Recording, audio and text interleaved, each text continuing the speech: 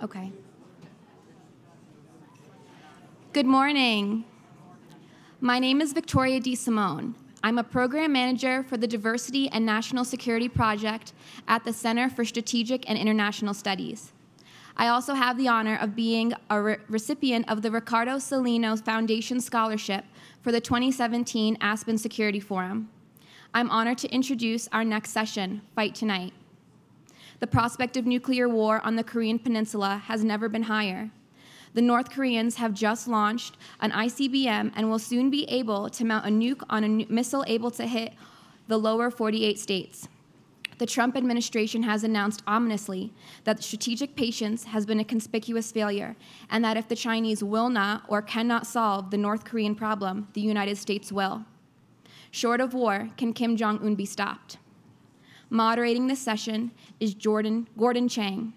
Gordon G. Chang is the author of The Coming Collapse of China, the nuclear showdown North Korea takes on the world. His writings have appeared in the New York Times, the Wall Street Journal, Barron's, the Weekly Standard, Commentary, and the National Interest, among other publications. Chang has frequently appeared on CNN, Fox News Channel, Fox Business Network, Bloomberg, CNBC, and MSNBC. He is a columnist at The Daily Beast and a contributor at Forbes.com. He is also a member of the Cipher Brief Network and has served 2 terms as trustee of Cornell University. Please join me in welcoming our panel. Victoria, thank you, but don't go. Stay here, come back a moment. As we just all heard, the Aspen Institute is developing the next generation of America's national security professionals. And I can't think of a higher priority for our nation. So Victoria, to you and to your other Aspen Security Forum scholars, thank you so much for taking up security studies at a very crucial moment in our nation's history. Thank you, Gordon. Thank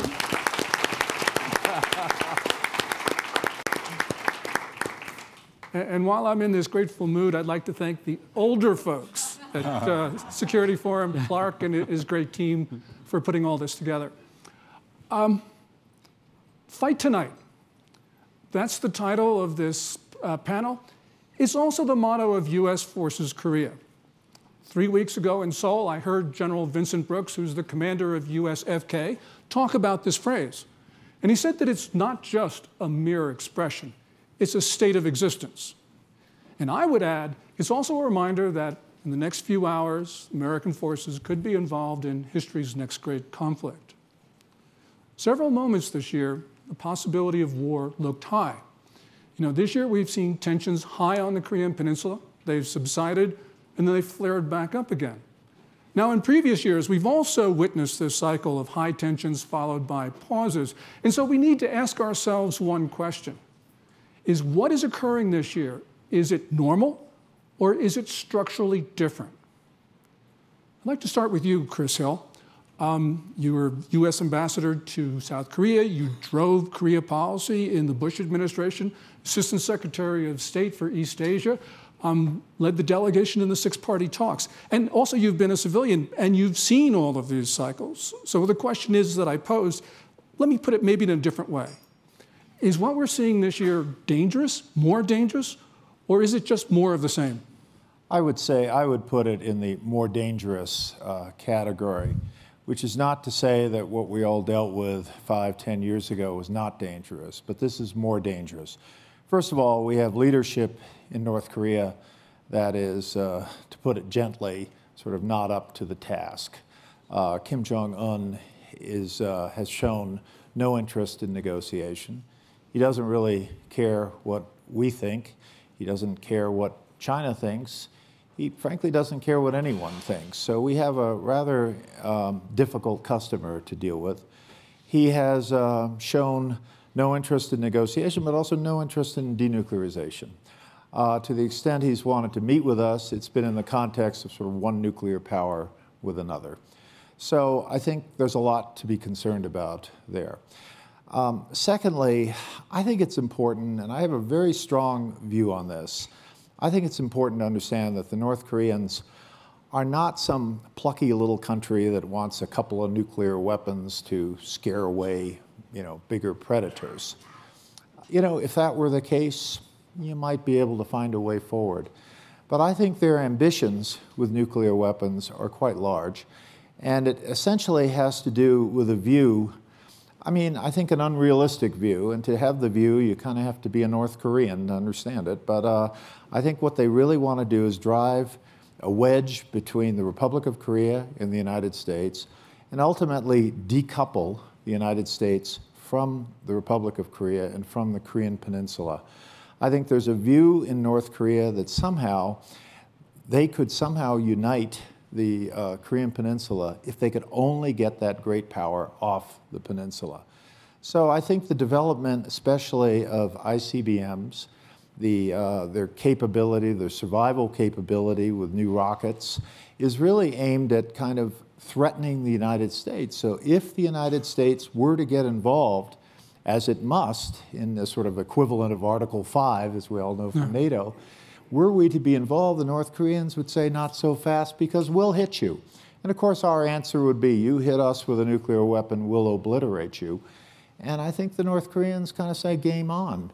So the question would be, would the South Korean people believe that an American president, I'm going to leave aside the question of the current president, because I think this is not about who the American president is, but would an American president be prepared to expose American civilians to a nuclear attack in order to exercise our responsibilities? So I think this is an extremely dangerous circumstance we're in. And I'm of the view, and I'll stop here, but I'm of the view that this is not a choice to engage in this issue. We absolutely must, through various means, deny North Korea the capability of having a deliverable nuclear weapon. They do not have it now, but they will have it if we continue to be patient. Yeah, Chris, I think it's very important. You know, you mentioned internal dynamics in North Korea, and I hope that we get to this later on, because the regime does seem to be less stable than other ones. And so that it gives us a sort of a sense of pause that this is indeed something that we have not seen before. Ambassador An Ho-young, you see this from a different perspective, of course, because you're up close to North Korea. What did you think about what Ambassador Hill just said? Well, as a matter of fact, Ambassador Hill and I, we go back a long, long time, back to 2004. And then what I can tell you on record with this, which is that more than 13 years now, there has been not a single moment when I said, I don't agree with Ambassador Hill. Oh, okay. So I totally agree with what we just heard from Ambassador Hill. But at the same time, well, Chris made several points, and then the last point he made was something called extended deterrence. Extended deterrence. That, in fact, is a core commitment which United States has made to Korea. And then the thing is, that extended deterrence, United States extended not only to Korea, but to Japan and to some other countries in Western Europe. So the thing is, it is not just one issue between Korea and then the United States. It, in fact, is a global issue, it's a strategic issue, and then most essential issue. And we often think about the global leadership of the United States, and that extended deterrence responsibility and commitment of extended deterrence, that in fact is a core element of United States as a global leader. But at the same time, getting back to another point, which is that, well, I should be beginning by thanking you. I mean, when I say thanking you, in each and every one of you, but at the same time, organize of this particular security conference here at the Aspen Institute. And then for a very good reason, in the sense that I arrived in Aspen at 1 o'clock yesterday afternoon. 1 o'clock yesterday afternoon.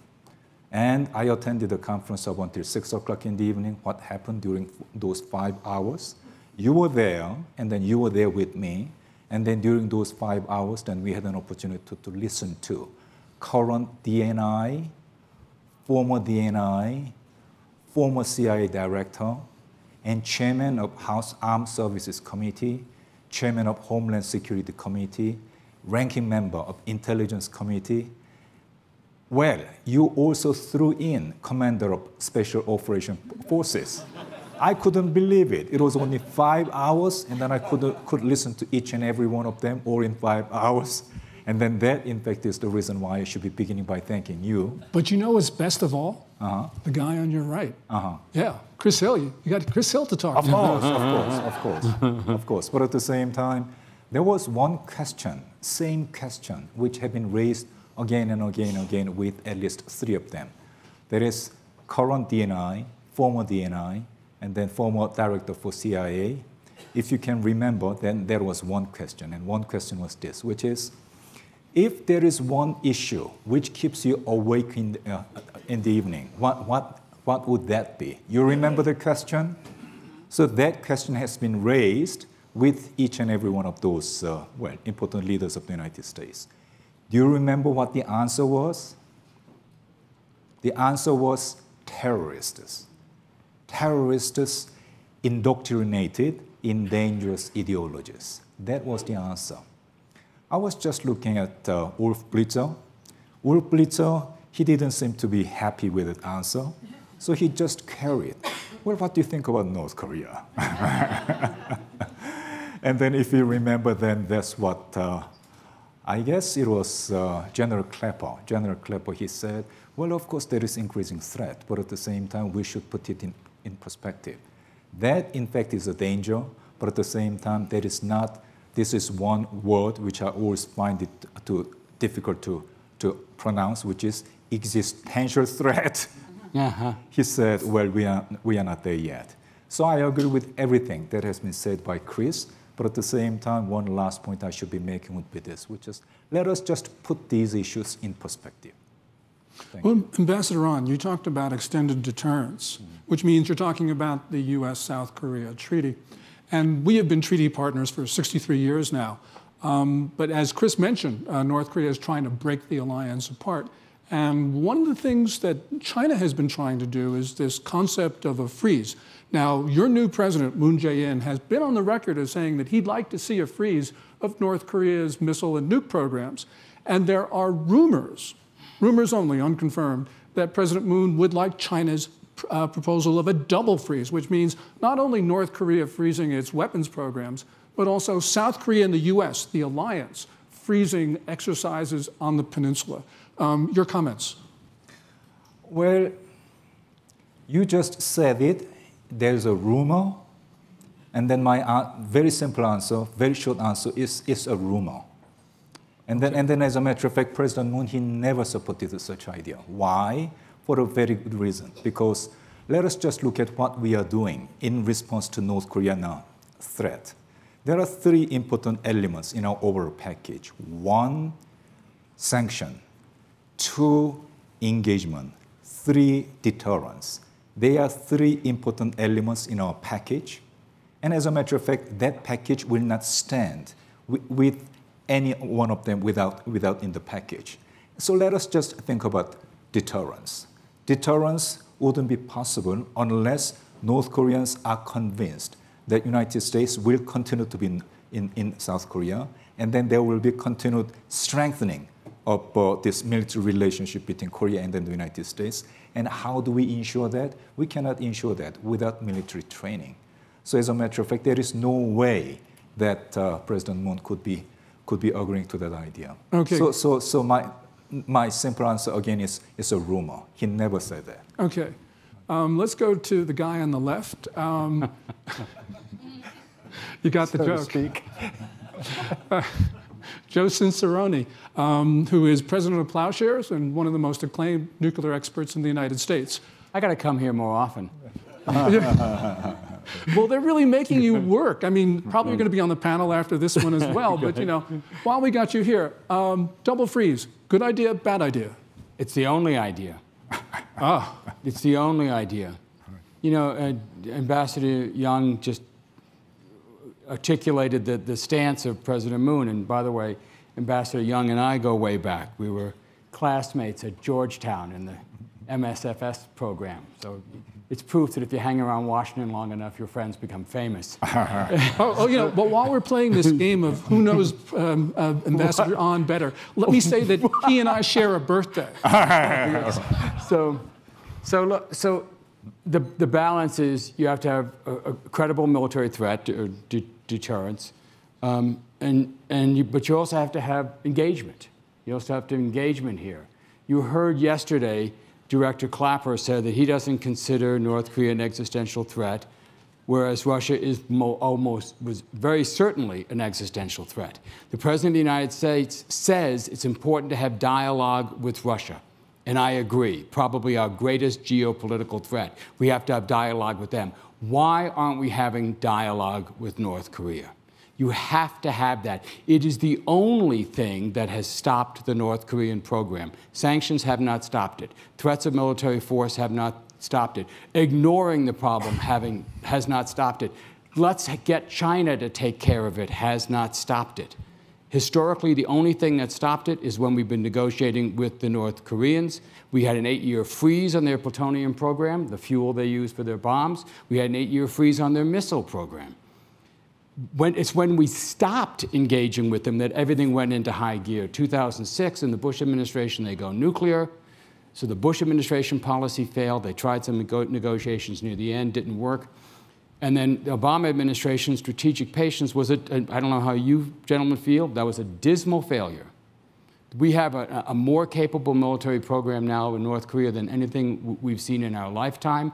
This is not your grandfather's nuclear program. This is a very capable, threatening, growing program that will allow the North Koreans to put a long-range missile with a thermonuclear warhead on Washington, New York, Seattle, or Los Angeles, probably by the end of President Trump's term. We've got to change strategy. We've got to engage. And what is the engagement?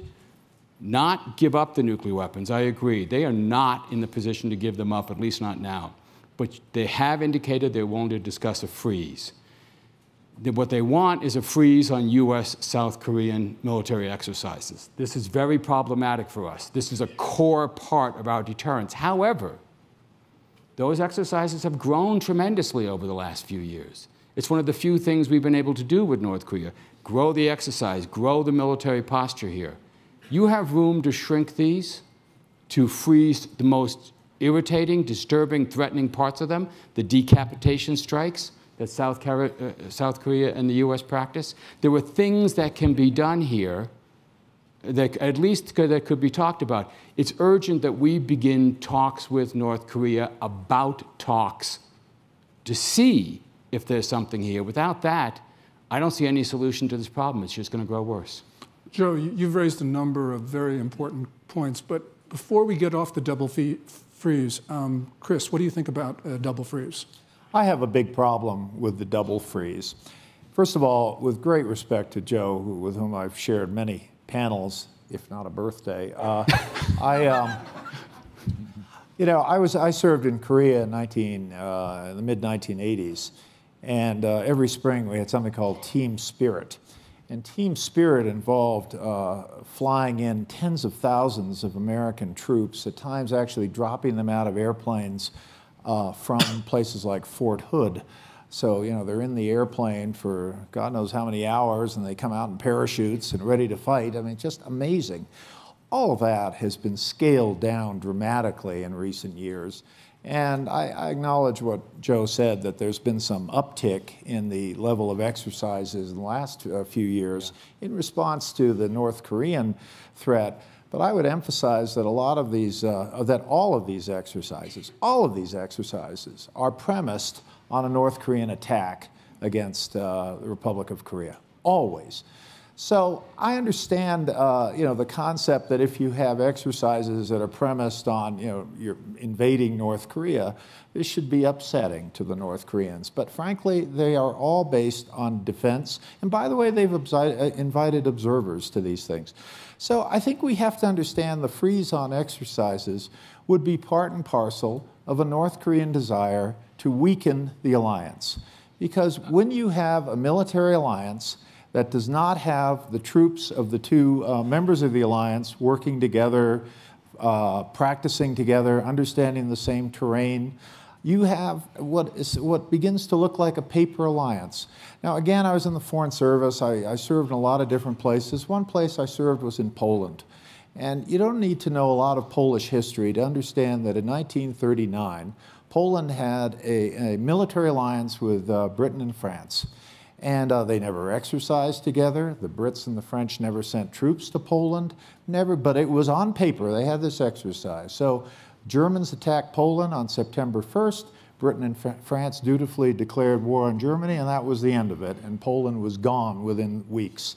In short, I think if we allow this kind of freeze, we would be going in the direction of a paper alliance, and one that would not have the deterrent capability that we absolutely need. Because the North Koreans understand if they take a step into the Republic of Korea, they're messing with us. And I think that point has to be made every spring in the context of these exercises. And no, I would not freeze that. Joe, you know, Ambassador Ahn talked about deterrence and the strength of the alliance. And it would seem to me, just I'll throw out an argument for you, that it would be difficult to have conversations with Pyongyang, if that's possible. But it would be difficult to have conversations with Pyongyang if the alliance weren't strong in the first place. Your response? The alliance is strong. We have I mean, obviously, we've had an alliance since 53, 54. We've been since the last Korean War. So this is a powerful, strong, I would say unbreakable alliance. And of course, it's added to by our alliance with Japan. Let me push back on this just for a second. Don't you think there are some elements of these exercises that could be curtailed? In particular, the decapitation exercises that we practice. Now, we say they're defensive, that in the case of a North Korean attack, we would then immediately launch these set of capabilities aimed at the North Korean leadership, and that's a deterrent. But when you couple that with CIA Director Pompeo's statement the other day that he wants to separate Kim Jong Un from his nuclear capability, I mean, how do you think the North Koreans see this? Shouldn't they be seeing this as a direct threat to their dynasty? Isn't that why they're pursuing nuclear weapons? Self-preservation. Don't you think there's something that could be done here, some bargain that could relieve their security anxieties in exchange for them relieving some of ours? Well, as a matter of fact, there are a large number of young people here. But at the same time, I think from time to time, it helps to think about history. And then I think it will be helpful for us to remember and remind ourselves how this team spirit exercise came to be about between Korea and the United States. And then Joe is absolutely right in the sense that Korea-US alliance, it has been there since 1953. But this team spirit exercise, it didn't start up until 1976. What happened in 1976? What happened was, up until that time, there is a place called Panmunjom. That, in fact, is a truce village in the DMZ. There is 2 mile DMZ to the north of the DMZ and then 2 miles to the south. At that time, the truce area, it in fact used to be under the joint surveillance between south and then the north, or between UN forces and then the north. Literally, there were forces from the United Nations and forces from Korea surveilling the same area. What happened was, there was observation post in the south and observation post in the north, and there was a big tree which was obstructing the line of oversight on that particular area. So what happened was, there was a small detachment of US forces which was sent in there under the leadership of Captain Bonifacio. And then that, in fact, small detachment of US soldiers, what they were doing, they were just trimming down the tree. And what happened? North Korea sent in large number of troops, and then what did the North Korean forces do? They just took the axe. I mean, the axe was being used in order to trim the trees, and then they hacked Captain Bonifacio to death, and then several others. That's what happened in 1976. That led to this team spirit exercise. But at the same time, well, when it comes to why military exercise is important, even between very close allies between Korea and the United States, well, Chris has already said it, and then I cannot say it any better than Chris did, which is that he just shared with us about the experiences of Poland back in 1939. And then I don't think I have to repeat what Chris said in emphasizing the importance of military exercise. With respect to Joe's point, well, to a certain degree, I agree with you in the sense that, well, rhetoric, it shouldn't get too high. Rhetoric, it shouldn't get too heated. And then at the same time, when it comes to the contents of exercise between Korea and the United States, important concept is coordination and consultation between Korea and the United States. So things are possible in accordance with coordination and consultation, but at the same time, I think military exercise is quintessentially important. But at the same time, I agree with one of the points you raised. Let us not raise the level of rhetoric too high. I definitely agree with you. Gordon, can Yeah. I just, for example, I think Ambassador An has a very important point. We need to coordinate and consult. For example, the new Republic of Korea president, President Moon Jae-in, announced a desire to have more talks with the North Koreans, so-called cross-border talks, peninsula talks. I think it's very important for Americans to understand the complexity of the relationship between the ROK and North Korea. And I think it's important for Americans to understand that if they want to have talks based on family unification or various other things, it's very perilous territory for the United States to be telling its ally, oh, you can't talk to those people. So I think it's important that we have consultations on this sort of thing. But the Republic of Korea has an absolute sovereign right to engage in talks with its neighbors. The issue is, though, our issue is the issue of security and in particular nuclear weapons.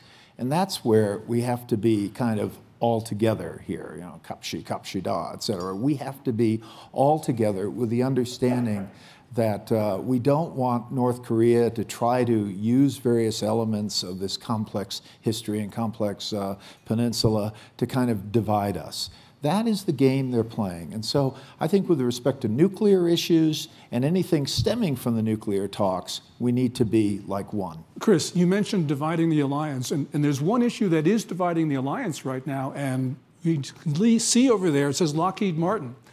They built the Terminal High Altitude Area Defense System under President Park Geun-hye, who's now no longer there. She agreed to the basing of the THAAD system, as it's called. Moon Jae-in, of course, has frozen that. And this looks like something that could divide Washington and Seoul. Joe, what do you think about THAAD? I don't mean to be rude to Lockheed, because they've built a very capable system that has performed well in some very rudimentary tests. Not realistic tests, but rudimentary tests. I think they've hit 11 of their last 11 targets. But this is not an answer to the problem. THAAD cannot protect South Korea. It's not a system that's intended to provide a country defense. You have to understand this. If you think of Patriot as a system that defends an airport, THAAD has a slightly larger defended perimeter, but it's not a country defense. It's, in its southern deployment, it can't really even protect Seoul. It doesn't have the range to protect Seoul, and it can be easily overwhelmed. So, for example, this most it's ever done in its tests is try to go up against 2 ballistic missile targets. We think North Korea has about 1,000 short and medium range ballistic missiles. At least a dozen or more of those could be armed with nuclear warheads, plus they have the last remaining formidable chemical weapons arsenal in the world.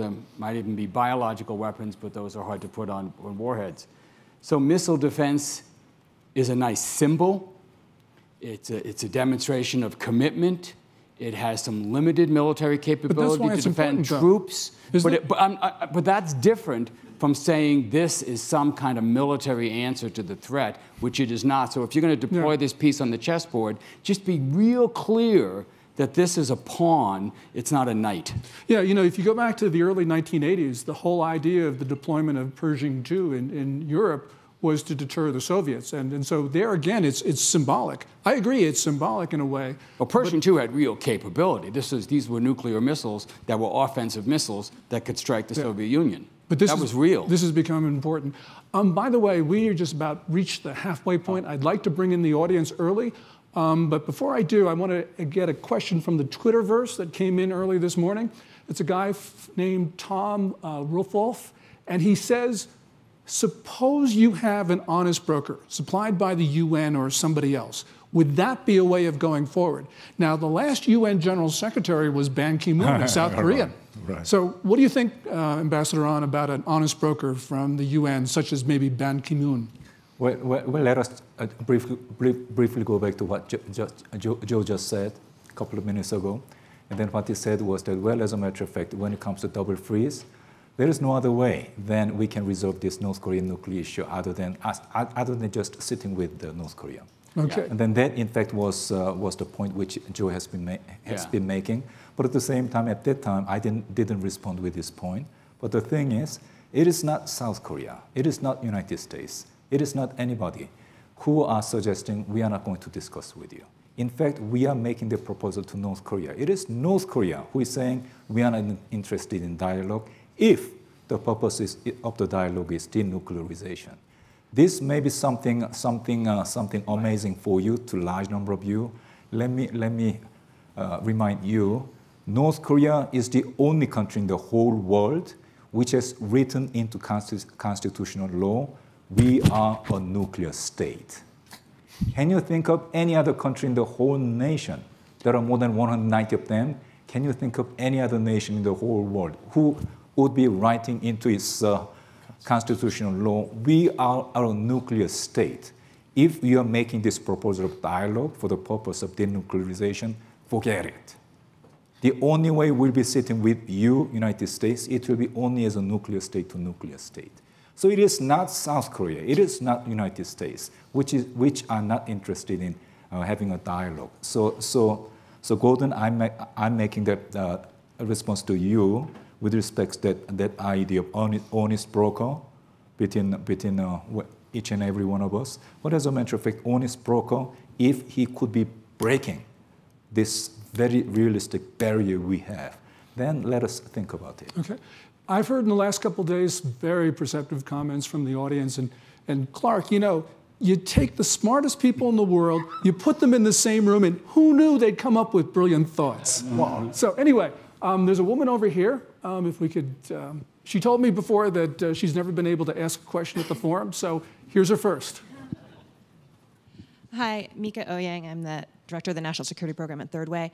You've mentioned previously that this regime in North Korea is unstable, and I was wondering if you could comment on the instability of the regime internally and whether or not Kim Jong Un would be able to maintain power, and if not, what happens next? You know, it's really interesting that Hazel Smith, a British academic, says that the regime is unstable, and it's probably more unstable than it's been since the 1950s. And she even says that the killing of Kim Jong Nam, the elder half-brother of the ruler of Kim Jong Un, was maybe ordered by somebody else in Pyongyang to teach the ruler a lesson. I don't know if this is true. I don't think the infighting is that fierce, but nonetheless, there is a lot of question about the stability of this regime. Chris. Look, I appreciate all the questions about the instability of this regime, whether Kim Jong Un is crazy or whatever. But you know, when you're a diplomat and you're looking across the table, that's what you got there. Yeah.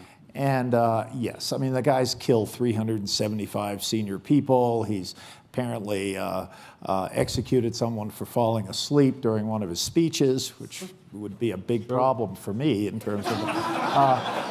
But you know, I think we need to recognize that we're dealing with a serious threat with an apparent command and control by Kim Jong Un and maybe a couple of other people who are nameless. But I think we spend too much energy on the question of whether he's stable or crazy, et cetera. Real quick, I work very closely with Bill Perry on this, and he says the number one mistake we've made is we keep thinking this regime is going to go away.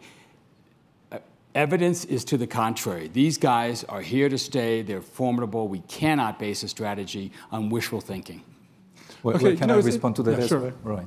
Well, as a matter of fact, between two very opposed views about the stability of North Korea, let us just think about it in the sense that, well, North Korea in the whole world is the most closed society. We cannot think of any other regime as opaque as North Korea. So it is not surprising to me that there are all different kinds of views about the stability of North Korea. But at the same time, let us just try to get away from all these episodes. And then let us just try to think about putting North Korea into certain realm of analysis as a normal state, and then what in fact would be most on the minds of Kim Jong Un as a ruler of the normal state. I think security and economy, they would be the two things in the mind of Kim Jong Un. And I think that could be the case. Why? Because beginning from 2013, this is what Kim Jong Un has been saying. There are a large number of North Korean scholars in this room. So for you, you will be familiar with this terminology, which is Pyongjin. Pyongjin, that in fact is an official strategy of North Korea since 2013. What Pyongjin means is parallel pursuit of two different goals. And then what are the two different goals? First, development of nuclear weapons. Second, development of the economy. And then for Kim Jong Un, in my mind, both, in fact, weapons of mass destruction as well as economic development, they are quintessential elements which will keep him in power. Yesterday, there was Senator Dan Coates. He said, well, what could be the motivation of Kim Jong Un? Would it be survival? Would it be leverage? We do not know. But at the same time, let's assume that maybe it will be survival. And then for his survival, Kim Jong Un knows that without weapons of mass destruction, without good economic growth, he will not be able to survive. But you know, the thing is, when it comes to economy, one thing we have to remember about North Korean economy is this, which is that back in mid-1990s, North Korean distribution system, it collapsed. That is the reason why millions of people literally perished to death out of malnutrition. And then it was not out of choice, it was out of necessity. Then North Korea tried to reintroduce some market concepts into North Korean economy. It was rather messy in the first several years. And then, but at the same time, market elements, market incentives began to take place. And then today, what happened is, market elements, in fact, it is what is keeping North Korean economy afloat. What does it mean? It means our economic sanction, it works.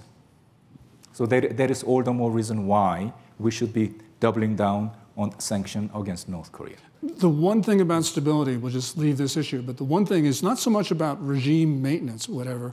We have a decision maybe in a year and a half when the North Koreans are able to nuke Seattle. We have to know whether we can deter North Korea. And the issue of deterrence is, of course, stability of the regime. There was a question right over here. Could I just make one point before we start the question? I just wanted to say that in the six-party talks, I got going on that in 2005. And in addition to meeting my South Korean counterpart, Sung-min Soon, the first person to come into Seoul from another delegation was none other than today Ambassador Kenichiro Sasai from Japan. And he came to my house and we sat down and he showed unbelievable staff work because he congratulated me on the Boston Red Sox winning the World Series. Oh, and then we went in. Painful moment in world history. And what? We should have a panel on that. And then we went into the issue of the six-party talks, and it's just a real pleasure to have Kenichiro Sasai here in the audience because he has really did so much to move us forward. General Hayden, first of all, I want to thank you for your service, but more important, I want to thank you for signing my copy of your book, Playing It to the Edge. I should ask more questions. All right. Chris, I want to take you back to something you just alluded to. I used to, kind of at a practical level, world life experience, I negotiated with the Korean People's Army at Panmunjom. All right, difficult experience, but that was just double A ball. You've negotiated our last serious round of negotiations in the Bush administration with the North Koreans. Could you just talk a little bit about what that's like? What are the dynamics? How do you propose points? How do you move them off of theirs? Yeah. I mean, first of all, the six-party talks needs to be understood as more of a platform. We would meet together in 6 delegations. We would meet bilaterally. We would meet trilaterally. There are a lot of different configurations. And most importantly, the Republic of Korea, Japan, and the U.S. would really try to coordinate our approaches to North Korea. We were, after all, the 3 baseball-playing countries in the six-party talks. The other 3, by the way, bury their leaders under glass. But anyway, I mean, you could find all kinds of differences between Russia, China, and North Korea on one side and us on the other. But one of the things Mike, one of the things I did was to sit down with the North Koreans and say, what do you want? What do you want? What are you looking for? And so they said, we want energy assistance because we see nuclear power leading to energy. And I said, we can do energy assistance and we can talk to you about different technologies and we can talk about a lot of things on energy assistance and help provide energy assistance. And that was something, by the way, the Republic of Korea really stepped up on electricity production. Secondly, they asked for economic assistance, and we're prepared to do that. All of us were prepared to do that. Thirdly, they wanted cross-recognition of states. They wanted us to recognize the DPRK as a sovereign state, and everyone would recognize each other, cross-recognition. Then they asked, we talked about a sort of regional peace and security mechanism. They wanted something like that as a sort of an added element in security. Then they wanted us to suspend the exercises. And I said, no. I said, we are not going to go that route for the reasons I explained to this group. And they kind of pushed on that. And I said, you know, my only regret about our exercises is we didn't have them in the spring of 1950, which is a bit of a sarcastic answer, but I just wanted to get them off of that. And then we went through a couple of other issues that they had asked about, in particular dealing with Japan, et cetera. So I got a clear understanding of what they wanted, and then we kind of caucused and figured out how we could help work with the Chinese and configure that joint statement of September 19th, 2005 to reflect North Korea desiderata, with our desiderata being basically one thing, which is denuclearization of the Korean Peninsula. So that was the origin of getting from the North Koreans what they wanted, explaining we could do certain things, and explaining we could not do something else. So now we've come back to this issue of exercises, and I think it's just the wrong road to go on. Over here, there's a question. Thanks. I'm Chris Isham with CBS News. Question for the panel. We've sort of danced around the issue of sanctions, a couple of comments here. Could you talk a little bit about the specific kinds of sanctions that you think can be effective against North Korea? Ambassador Hill, you had experience with the sanctions on Banco Delta Asia, which were quite effective in terms of getting their attention, and the funds were then released, I believe, in 2007. Are there other kinds of sanctions along those lines that could be deployed that might be effective now? I don't want to. After you. Let me just. The problem with the Banco Delta Asia sanctions were extremely effective. The problem was they came the day after we had gotten a negotiated agreement. Actually, it was the day of. The day of. So you have to understand this. There were, I don't know if Ambassador Hill can say this, there were rival factions of the Bush administration. Some wanted negotiations and others followed the Dick Cheney rule. We don't negotiate with evil, we defeat it. And those people thought that there was some sort of regime change option, and then you could achieve that by military threats, maybe military action, or maybe sanctions. And the Banco Delta Asia, small, $25 million sanction, but it hit the bank accounts of the leadership, and it really ticked them off, and it got their attention. The problem is, it came after we had a negotiated agreement, and the North Koreans, you tell me if I'm wrong, thought, oh, well, we can't trust these people. We spend all this time, we come up with this agreement, we sign the paper, and now they're freezing our bank accounts, my bank account? Tell me if I'm wrong about that. Yeah, timing is important, and just a little awkward, toasting with that Chinese orange juice at the same time we were just slapping on. It was actually $23 million. We did get their attention. It took us about a year and a half to complete that, and ultimately it had the money. No one would take the money back. They couldn't unfreeze the thing, so we ended much more difficult unraveling it than putting it on. We had, because there was no method for unraveling it, so we had to essentially have the Fed and the Russian central bank launder the money to put it back into the Russia Far East Bank. I understood the idea, but it was totally uncoordinated because of these sort of tribal factions going on in North Korea. I'm sorry, in Washington. In Washington. Sometimes I'd confuse the two. But come on. Let me just mention, though, with respect to sanctions, I think it's absolutely vital, if sanctions are to play any role, that China be fully supportive of sanctions. And quite frankly, while they've done the right thing in the United Nations, the follow-up has not been perfect. So I think China needs to do more in the way of sanctions, and they are doing more, but not enough. Secondly, there's something called secondary sanctions, where you go after Chinese, or you go after third country entities that might be sort of facilitating North Korean financial behavior. And a lot of those third country entities are none other than Chinese banks, et cetera. And so these so-called secondary sanctions, I think we're at a point where it's a bad idea whose time has come, because we need to really close off North Korea on this. We need to really be absolutely effective. And if some bank in Damdong, which is down on the Yalu River across from North Korea, it looks, compared to what's on the other side of the river, it looks like Las Vegas, but it's a little more modest, I guess. But the Damdong Bank needs to be shut down if that's what they're doing. But this bleeds into another question about how to deal with China. I think Henry Kissinger once observed that all State Department policy memos have 3 options, never 4, never 2. But the 3 options usually have 1 option bracketed by 2 rather impractical options. And the impractical options on China are the idea that we're going to make them our close ally in this process. Ain't going to happen. I mean, there is no consensus in China to jam North Korea.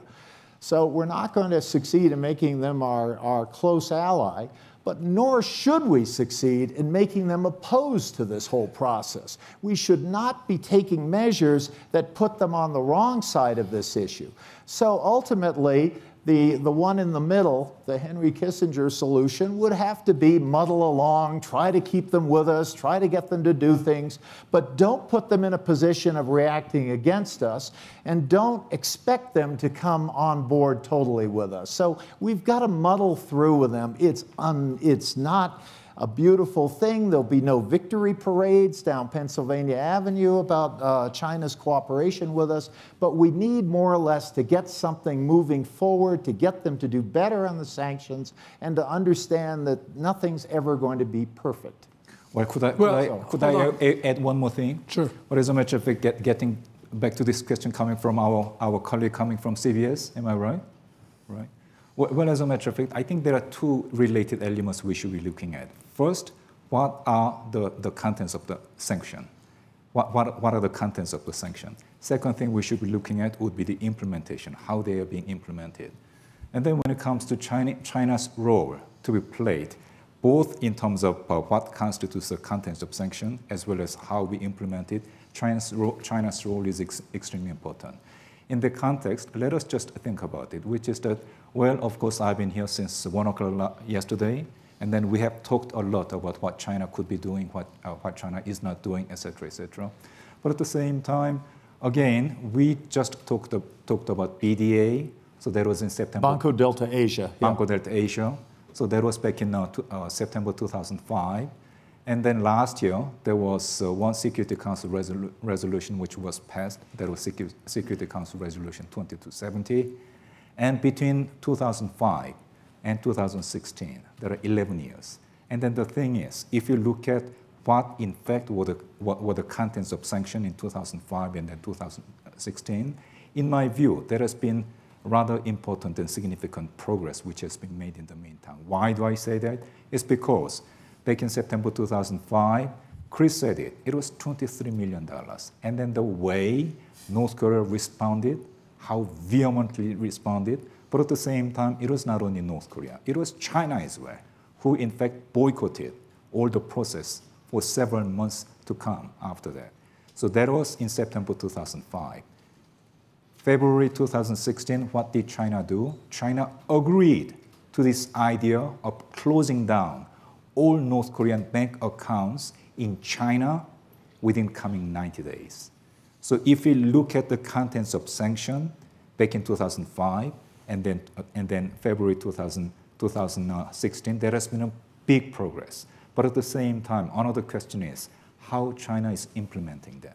So for the time being at the United Nations, they're working on another resolution, but at the same time, what I think is truly important is how seriously China complies and then implements those international agreements. And then that's where this idea of secondary sanction comes in.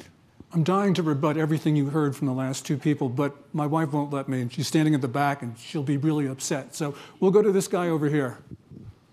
Alan Asa, former U.S. Govey.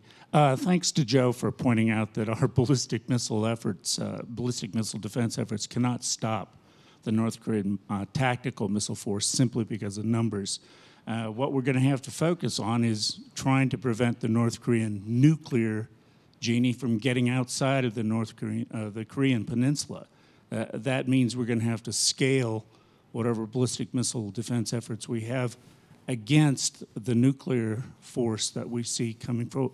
So the question is, can we project what their building rate is going to be and how large it's likely to get based on the nuclear material that they had and are producing? And that's to Joe. Joe, yeah, that's real. In the mid-20s, if they keep up the current pace, they'll probably have over 100 nuclear weapons. They will, if they haven't already, they will certainly have perfected the technique to so-called miniaturize them, to put them on missiles. Plutonium, you're talking? Plutonium. 100? Yeah. And then, of course, they're ramping up their enriched uranium production, so they're opening up another stream as well. But the plutonium alone could probably do it. And their missile this was a very serious missile they tested on July 4th. It came faster than many people thought. It is extremely capable. It's not at all clear that that was its maximum range. It's possible that this missile could hit Seattle.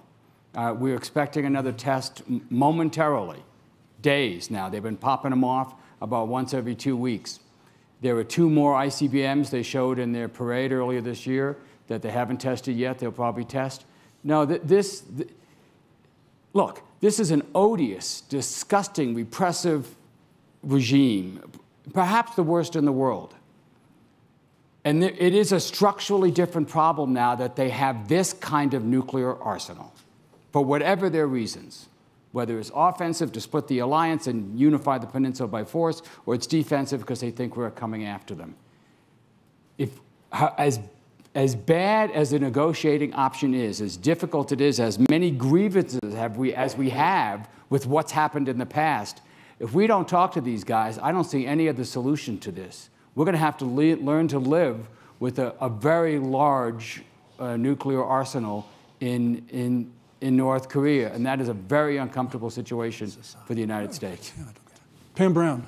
Hi, how are you? Thank you, panel. Pamela Brown, Fox News. A quick question going back to the nuclear threat. What do we know about the current support of scientists going in and out of North Korea, perhaps with the help of Iran, as we've known before that someone, Mohsen Fakhrizadeh, was extremely key to building some of their program? Any other things you can share about the scientists? Thank you.